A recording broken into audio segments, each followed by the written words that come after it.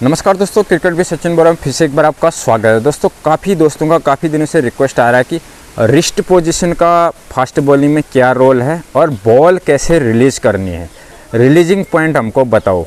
ये सबसे इम्पोर्टेंट है। अगर आपने एक अच्छा बॉलर बनना है तो आपको बहुत ज़रूरी है कि बॉल का रिलीजिंग और रिस्ट कौन कौन सी बॉल में यूज़ होती है। दोस्तों देखो, आज मैं बहुत क्लियरली बताऊंगा। सबसे पहले मोस्टली लोग क्या करते हैं, टेनिस बॉल में बॉल को जब बॉलिंग करते हैं फास्ट बॉल को बिल्कुल सीधा फेंकते हैं, यानी बॉल को पीछे को रोल करते हुए कोई नहीं फेंकता, सीधे ही। मतलब जैसे बॉल आया, ये बॉल दिया, बॉल रिलीज़ करते समय बिल्कुल हाथ से सीधे धक्का मार देते। बॉल मतलब ऐसे घूम के नहीं जाती, सीधे जाती।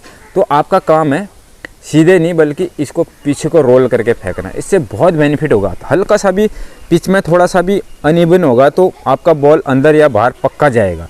दूसरी बात है, बॉल अगर घूम के जाएगी, जितना तेज घूम के जाएगी, बल्लेबाज का बैट पलट सकता है। और जब शॉट मारता है, शॉट मारने में इधर की शॉट उधर जा सकती है, कैच उठने के बहुत ज़्यादा चांस रहते हैं। ये बहुत ध्यान देना। बॉल जब आप देते हो इसका प्रैक्टिस करो, इसको पीछे से रोल करके, यानी जब बॉल फेंक रहे हो फेंकते समय बिल्कुल ऐसे घुमाते हुए फेंकने की कोशिश करो। बॉल इतनी तेज़ घूम के जानी चाहिए। जैसे हम स्पिन में देखा होगा आपने, स्पिन में कैसे बॉल घूम के जाती है, ऐसे घूम के जाती है।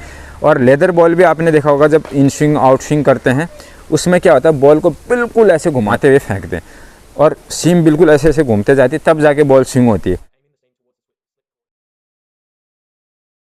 अब ये बॉल में सीम होता नहीं, इसलिए स्विंग होती नहीं। फिर भी क्या है, अगर आप घूम के बॉल जाएगा तो बल्लेबाज का बैट पलटने का चांस रहेगा, 100% चांस रहेगा। बहुत तेज़ अगर आपकी बॉल है और घूम के जा रही तो बैट पक्का पलटेगा, दाएं बाएं पक्का लगेगा। थोड़ा सा पिच की वजह से हल्का फुल्का आपको चांस है इसका अंदर बाहर जाने का। तो इसके अलावा जो है रिस्ट पोजीशन जो है, रिस्ट पोजीशन क्या है, हमेशा आपका हाथ ये रहना चाहिए फास्ट बॉलर का, ऐसे करके, ऐसा कोई टेढ़ा मेढ़ा करके कभी नहीं देना बॉल। हाथ हमेशा ऊपर रहना चाहिए, तब आपका बॉल सीधा भी जाएगा।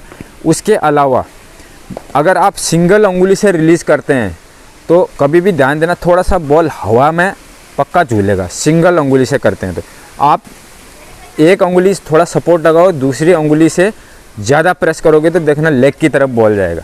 और सेम चीज़ अगर इस उंगली से ज़्यादा प्रेस करोगे, इस उंगली को ढीला छोड़ोगे, ये वाली उंगली को ऐसे घुमाओगे तो ये थोड़ा सा ऑफ की तरफ हवा में झूलेगा। टप्पा खाने के बाद नहीं झूलता, हवा में झूलेगा। अगर आपकी बॉल में ज़्यादा पेस है तो, कम पेस है तो कम पेस में उतना नहीं झूलता, ज़्यादा पेस में झूलता है। लेकिन इसके लिए बहुत ज़्यादा प्रैक्टिस करनी पड़ेगी। आपने कहीं यहीं पर ऐसे पर्दा लगाओ, ऐसे सामने से पर्दा लगा के ये रोल करने की, पीछे को घुमाने की प्रैक्टिस करो। उसके अलावा जो रिस्ट के लिए बात बता रहा हूँ, रिस्ट क्या है, लेग कटर, ऑफ कटर और बैक ऑफ द हैंड, इनमें यूज़ किया जाता है। तो ये जानना भी ज़रूरी है आपको। ये तो आपको है, जब कटर मारोगे तो ऑटोमेटिक आपका रिस्ट होगा। लेकिन मैक्सिमम बॉलर क्या करते हैं, ये कटर मारते समय अपना एल्बो भी बेंड कर देता है। एल्बो अगर आपने बेंड कर दिया तो आपका इलीगल डिलीवरी हो जाएगा, यानी भट्टा बॉल जिसको बोलते हैं कई जगह, तो अनऑथराइज बॉल हो जाएगा वो। तो उसको ये मारते समय सिर्फ ये यहाँ से रोल करना है, इस टाइप से, ये वाला फोल्ड नहीं करना। ये कटर और लेग कटर के लिए ये जो है ये रिस्ट पोजीशन होगी। बैक ऑफ द हैंड तो इसमें कम ही डालते हैं, टेनिस बॉल में बहुत कम मैंने देखा है डालते हुए। तो बैक ऑफ द हैंड में तो यहाँ से पीछे से आता है बॉल, ऐसे करके आता है, तो इसमें ये रिस्ट होता है।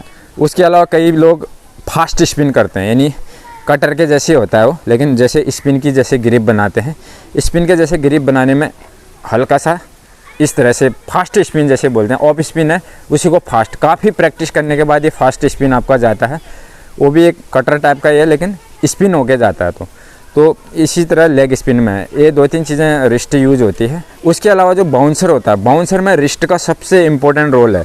ये जो है ना, ये जब आप बॉलिंग दोगे बाउंसर, एक तो आपका पोजीशन यहाँ पर आएगा, दूसरा इससे आपने पुश करना है नीचे को। जितना ज़्यादा पुश करोगे उतना अच्छा बाउंस होगा। लेकिन बाउंसर देते समय यही ध्यान रखना, आपका हाथ पूरा यहाँ तक आना चाहिए। और इससे जब तक कोशिश नहीं करोगे, प्रैक्टिस नहीं करोगे, ये आपके समझ में यहाँ बताने से नहीं आएगा। इसका प्रैक्टिस करना झटका मार के नीचे को, झटका मारते समय सेम एल्बो बैंड नहीं होना चाहिए। तो दोस्तों इसमें इतना ही था। अगर आप रिस्ट का जो आपका डाउट था मैंने बता दिया, कैसे रिलीजिंग होता है, कैसे रिस्ट का यूज़ होता है। दोस्तों अगर इस चैनल में नए हैं तो चैनल को सब्सक्राइब कर बेल आइकन को जरूर दबाना, ताकि इस तरह के आने वाले सारे वीडियो सबसे पहले आप तक पहुँचे। थैंक यू, धन्यवाद।